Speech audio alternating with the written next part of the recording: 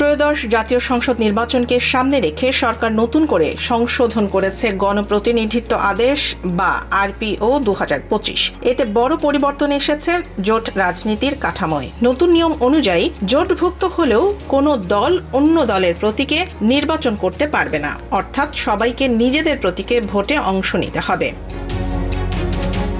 এই সিদ্ধান্তে শুরু হয়েছে রাজনৈতিক বিতর্ক। বিএনপি বলছে এটি একতরফাভাবে নেওয়া হয়েছে এবং মূলত একটি বিশেষ দলকেই সুবিধা দিতে এমন সংশোধন আনা হয়েছে। দলটি ইতোমধ্যেই নির্বাচন কমিশন ও আইন মন্ত্রণালয়ে চিঠি দিয়ে এই আইন বাতিলের দাবি জানিয়েছে। বিএনপির মতে এই সিদ্ধান্ত জোট রাজনীতিকে দুর্বল করবে এবং নির্বাচনে সমতার পরিবেশ নষ্ট করবে।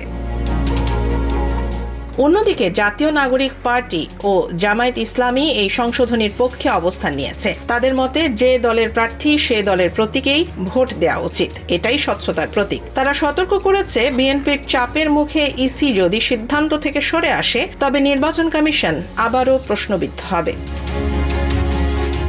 রাজনৈতিক বিশ্লেষকদের মতে এই নতুন নিয়ম অনুযায়ী কৌশলে বড় পরিবর্তন আনতে পারে, যা আসন্ন জাতীয় নির্বাচনের গতিপথ নির্ধারণে গুরুত্বপূর্ণ ভূমিকা রাখবে।